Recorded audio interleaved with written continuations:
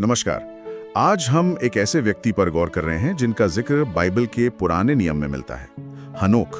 और जो थोड़ी बहुत जानकारी है हमारे पास, वो इशारा करती है कि ये कोई आम इंसान नहीं थे। हाँ, बिल्कुल।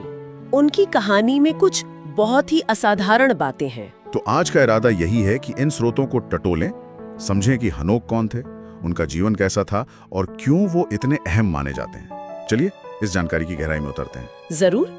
तो देखिए, स्रोत हमें बताते हैं कि हनोक आदम के वंश में थे, सेथ की पीढ़ी से। आदम के वंशज? हाँ, और वो पिता थे मतूशेलाह के और परदादा थे नूह के। वही नूह जिन्होंने जल प्रलय के समय वो मशहूर जहाज बनाया था। हाँ। अच्छा, नूह के परदादा, ठीक है। हाँ, और उत्पत्ति ग्रंथ जो बाइबल की पहली ही किताब है, उसमें लिखा है कि हनोक कुल 365 साल जिए। 365 साल उस जमाने के हिसाब से भी ठीक ठाक उम्र। पर उनकी उम्र से ज्यादा शायद जो बात ध्यान खींचती है वो ये है कि वो परमेश्वर के साथ साथ चले। ये वाक्यांश वाकई बहुत गहरा है। मतलब स्रोतों से ये पता चलता है कि ये सिर्फ साथ टहलने जैसी बात नहीं थी। हाँ, जाहिर है। इसका मतलब था परमेश्वर के साथ एक बेहद करीबी, गहरा, निजी रिश्ता होना, एक ऐसा जीवन जीना जो पूरी तरह से ईश्वर की इच्छा के मुताबिक हो, पवित्रता और आप कह सकती हैं ईमानदारी से भरा हुआ। अच्छा, ये उनकी मजबूत आस्था, उनके आध्यात्मिक जुड़ाव को दिखाता है।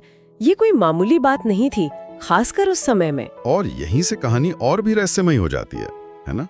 क्योंकि बाइबल ये नहीं कहती कि उनकी सामान्य मृत्यु हुई। बिल्कुल नहीं।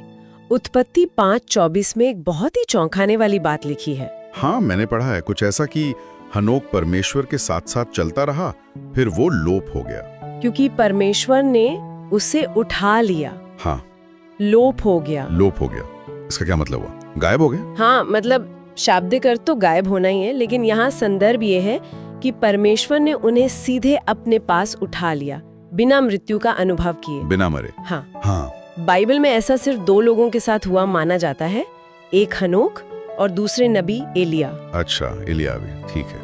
और नए नियम में भी इसका जिक्र आता है। इब्रानियों की किताब है, उसके अध्याय 11 पद 5 में कहा गया है कि हनोक अपने विश्वास के कारण उठाए लिए गए ताकि उन्हें मौत का सामना न करना पड़े। विश्वास के कारण? हाँ, और ये भी लिखा है कि उनके उठाए जाने से पहले ही इस बात की गवाही दी जा चुकी थी कि उन्होंने परमेश्वर को प्रसन्न किया है। कमाल है, वाकई असाधारण। और फिर एक हनोक की पुस्तक का भी जिक्र आता है ना। हालांकि वो ज्यादातर धर्म ग्रंथों का हिस्सा नहीं है, पर सुना है काफी प्रभावशाली रही है। बिल्कुल सही। ये जो हनोक की किताब है, ये एक पुराना यहूदी धार्मिक लेख है।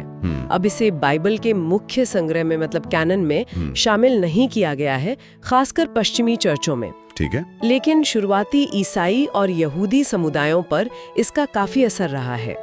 इसमें हनोक के कथित दर्शन हैं, स्वर्गदूतों के बारे में बातें हैं, भविष्यवाणियां हैं, नैतिक शिक्षाएं हैं। ओह, तो इसमें काफी कुछ है। हाँ, काफी विस्तार है।